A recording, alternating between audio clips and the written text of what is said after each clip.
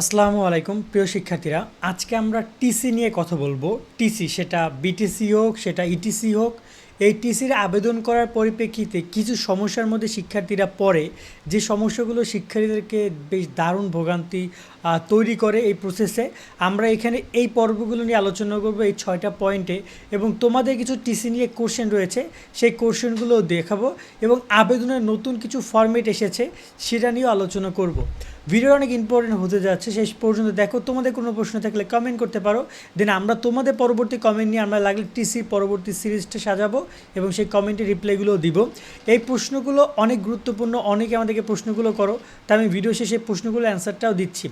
প্রথমত টিসির নতুন বেশ কিছু সিস্টেম এসেছে, সেটা হচ্ছে যে 11 ক্লাস অ্যাডমিশনে তোমরা যেখানে ভর্তির জন্য আবেদন করেছিলে সেই ওয়েবসাইটে এখন টিসির অ্যাপ্লিকেশন করা যায়। এখানে আবেদনকারী ড্যাশবোর্ড অপশনে ক্লিক করে এখানেই এই আবেদন করুন, আবেদন স্ট্যাটাস এগুলো দেখা যায়। এই বিষয়গুলো নিয়ে আমরা আলোচনা করব আবেদন নিয়ম অংশে।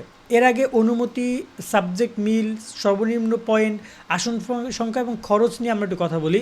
প্রথমত অনুমতি কী, তুমি সেটা অ্যাপ্লাই করো বিটিসি অথবা ইটিসি। বিটিসি বলতে বোর্ড থেকে বোর্ড ট্রান্সফার, ইটিসি বলতে একটা বোর্ডের অধীনে এক কলেজ থেকে অন্য কলেজে ট্রান্সফার। যেটাই তুমি করো না কেন সেখানে তোমাকে অনুমতি নিতে হবে।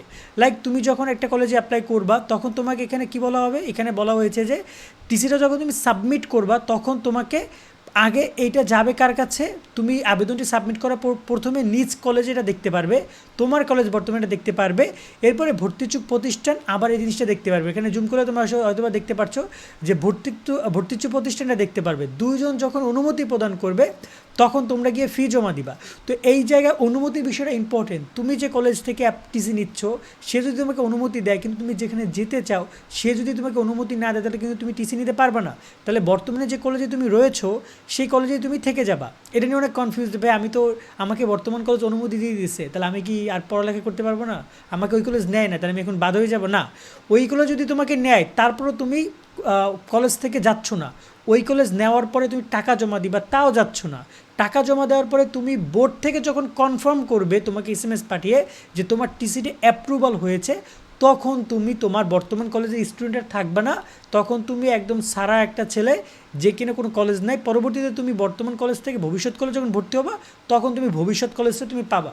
তার আগে আপাতত তোমার কোনো কলেজ নেই, তবে যতক্ষণ বোর্ড অ্যাপ্রুভাল দিবে ততদিন পর্যন্ত তুমি আগের কলেজটাই তোমার থাকবে। সাবজেক্টের মিল ব্যাপারটা বলি, অনেক শিক্ষার্থী মনে করে যে সাবজেক্ট না মিললেও হবে। এখানে আমি আবারও বলতেছি, তোমার এখানে সাবজেক্ট মিলতে হবে। তোমার গ্রুপ সাবজেক্ট, তোমার ফোর্থ সাবজেক্ট মিলতে হবে। যদি গ্রুপ সাবজেক্ট ফোর্থ সাবজেক্ট না মেলে তাহলে তুমি কিন্তু টিসি নিতে পারবে না। লাইক তোমার রয়েছে মানবিক বিভাগের শিক্ষার্থীরা এই সমস্যার মধ্যে সবচেয়ে বেশি পড়ে। তাদের রয়েছে হয়তো বা দেখা যায় ইতিহাস, অর্থনীতি, পরিণতি, ওপাশ থেকে যে কলেজে যাবে সেখানে এই দুইটা সাবজেক্ট নাই, এখানে তুমি টিসি নিতে পারবে না। এই ব্যাপারটা মাথায় রাখতে হবে। সেক্ষেত্রে সাবজেক্ট পরিবর্তনের জন্য তুমি অপেক্ষা করো, তারপর তুমি টিসির অ্যাপ্রুভালের জন্য অ্যাপ্রুভ তোমাকে করতে হবে। বা যে কলেজে সাবজেক্ট মিলবে সে কলেজে তুমি অ্যাপ্লাই করতে পারো। সর্বনিম্ন পয়েন্টের ব্যাপারটা অনেক শিক্ষার্থী বোঝে না। তাদেরকে বলতেছি, একটা কলেজে কত আসন সংখ্যা রয়েছে, কত হচ্ছে যে সেখানে তোমার যদি বলা যায় যে সেখানে কত আসন সংখ্যা, কত সর্বনিম্ন পয়েন্ট হলে আবেদন করা যাবে, এই বিষয়গুলো অনেক ইম্পর্টেন্ট। এই জিনিসগুলো তোমরা দেখতে পারবা টিসির প্রত্যেকটা বোর্ডের এরকম একটা ওয়েবসাইট রয়েছে, যেখানে 11 ক্লাস অ্যাডমিশনের টোটাল সিট সংখ্যা, 12 ক্লাস অ্যাডমিশনের টোটাল সিট সংখ্যা, এই জিনিসগুলো দেখা যায়।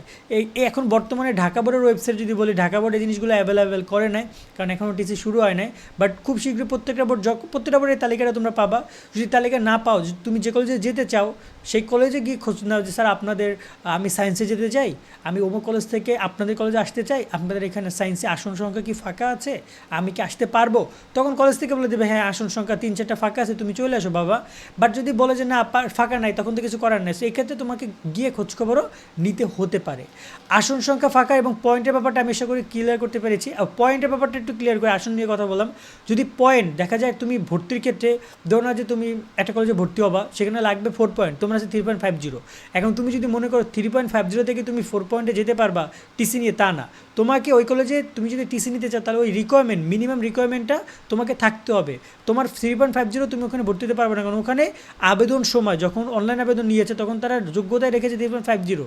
ধরো না যে আমি যদি বলি ঢাকা কলেজে সায়েন্সে জিপিএ 5 ছাড়া কেউ অ্যাপ্লাই করতে পারতো না। ওকে, তো দেখা যায় তুমি যদি জিপিএ 4 নিয়ে ঢাকা কলেজে সায়েন্সে যেতে চাও পারবা না, কারণ ঢাকা কলেজে তো 5 পয়েন্ট ছাড়া কেউ অ্যাপ্লাই করতে পারে না, তো টিসির অ্যাপ্লাইও কেউ পারবে না। অ্যাপ্লাই করলেও তারা কিন্তু সেটা অ্যাপ্রুভাল দিবে না। খরচ নিয়ে অনেক শিক্ষার্থী প্রশ্ন করো, দেখো ঢাকা বোর্ড যে ওয়েবসাইটে নোটিশ প্রকাশ করেছে, প্রথমে এখানে তারা খরচের কথা বলেছিল, আর পরবর্তীতে তারা ইডিট করে বলে দিয়েছে স্ব বোর্ড কর্তৃক নির্ধারিত ফি। এখন ঢাকা বোর্ডের ফি হচ্ছে, এখানে যদি আমরা দেখি 700 টাকা অনলাইন আবেদন বা বিটিসি আবেদন, দুইটা ক্ষেত্রেই তারা 700 টাকা টিসি নিয়ে থাকে। এখন এই জায়গায় যদি বলা হয় যে ঢাকা বোর্ড, অন্যান্য ক্ষেত্রে দেখা যায় ঢাকা বোর্ড কিন্তু তোমার এখানে অন্যান্য বোর্ড যদি বিশেষ করে দিনাজপুর বোর্ড বলি বা ময়মনসিংহ বোর্ড, তারা 600, 1000 টাকা, 800 টাকা এমনটাও নিয়ে থাকে। সো বোর্ডের টাকাটা এইটা খরচ রয়েছে। তারপর আবার বোর্ডের যাতায়াতের খরচ রয়েছে।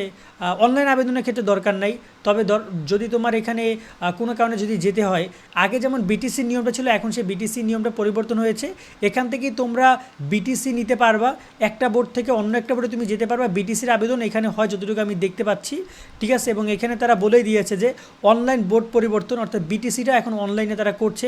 তবে এটা কতটুকু সত্য মিথ্যে এটা এখন আমি আবেদন যদি শুরু হয় না তাই বলতে পারছি না, বাট যদি এটা হয় তাহলে খুব ভালো একটা জিনিস হবে, এই একটা ব্যাপার। বাট এখন আপাতত আমি আগেই কিছু বলতে পারছি না। আর একটা ব্যাপার হচ্ছে যে যখন তোমরা মানে কলেজ পরিবর্তন করবা, তখন ওই কলেজে কিন্তু তোমাকে আবার ভর্তি ফি দিতে হবে, তোমাকে বেতন দিতে হবে। আর আগের কলেজে বা বর্তমান যে কলেজে আসছে সেখানে বেতন বা ভর্তি ফি তুমি যা দিয়েছো না কারণ সেটা তো তারা ফেরত দিবে না। এরকম বেশ কিছু খরচ রয়েছে কিন্তু বড় ধরনের খরচ, সেগুলো মাথায় নিবা। আশা করি তোমরা এই ব্যাপারগুলো ক্লিয়ার। দেন আমরা এবার একটু কথা বলি অনলাইন টিসি আবেদন নিয়ে। টিসির আবেদনে বেশ কিছু পরিবর্তন এসেছে। আগে টিসির আবেদন করা যেত তোমার এরকমভাবে করা যেত, এবং প্রত্যেকটা বোর্ডের ঢাকা বোর্ডের ওয়েবসাইটে একটা ফর্ম দিতে হয়, যে ফর্মে গিয়ে এখান থেকে কলেজ ট্রান্সফারের ফর্ম পাওয়া যেত। কিন্তু এখন আর তারা সেটা করছে না। এখন তারা বিটিসির আবেদনটাও তারা মেবি অনলাইনের মাধ্যমে নেওয়ার পরিকল্পনা করেছে। আমি এখনও শিওর না, এটা হয়তো বা খুব শীঘ্র যখন আবেদন শুরু হবে তখন আমরা বুঝতে পারবো। বিটিসি এবং ইটিসি দুইটাই অনলাইনে আবেদন করা যাবে। এটা নিয়ে আমরা আবেদনের ব্যাপারে নিয়ে আমরা পরে কথা বলতে পারি, কারণ এখন আবেদন শুরু হয়নি।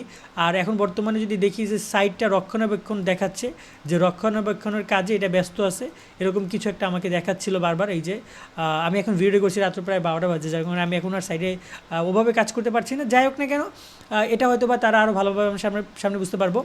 আরেকটা ব্যাপার হচ্ছে যে অনলাইন আবেদন আমরা তোমাদেরকে খুব শীঘ্র দিয়ে দিব, তোমরা অনলাইন আবেদন সেখান থেকে করে নিতে পারবা। দুইটা ব্যাপারই, সেক্ষেত্রে সব বোর্ডের জন্য একই আবেদন প্রসেসই রাখা হবে মেবি। বেসরকারি বা প্রাইভেট কলেজ থেকে এখানে কিছু কোশ্চেন আমি নিয়ে নেই, যে বেসরকারি বা প্রাইভেট কলেজ থেকে কি সরকারি কলেজে ট্রান্সফার হওয়া যাবে? অফকোর্স যাবে, যদি তোমার সরকারি কলেজ অ্যাপ্রুভাল দেয়। তুমি বেসরকারি কলেজ থেকে যাবা, বেসরকারি কলেজ অনুমতি দিল কিন্তু সরকারি কলেজ তোমাকে অনুমতি দিল না, তাহলে পারবা না। এইচএসসি লাইফে কতবার টিসি নেওয়া যায়? এসএসসি লাইফে 2বার টিসি নেওয়া যায়, মানে ফার্স্ট ইয়ারও পারবা, সেকেন্ড ইয়ারও পারবা, ঠিক আছে। কিন্তু এটা মেবি দুইবারই, কারণ অনেক সময় দেখা যায় বোর্ড একবারে বেশি দেয় না, সেটা আলাদা ব্যাপার। বাট নর্মালি 2বার টিসি নিতে পারবা আশা করি। এরপর আসছে যে ভাইয়া একসাথে কয়টি কলেজে আবেদন করা যাবে? অফকোর্স একসাথে একটা কলেজে অ্যাপ্লাই করতে পারবা, তবে তোমার যদি সেই কলেজটা অ্যাপ্রুভাল তোমাকে না দেয় তাহলে তুমি আবার সেকেন্ড টাইম অ্যাপ্লাই করতে পারবা। সেক্ষেত্রে তোমাকে প্রত্যেকবারই তোমার নিজ কলেজ থেকে এবং অন্য কলেজে যাওয়ার অনুমতিটা দরকার হবে।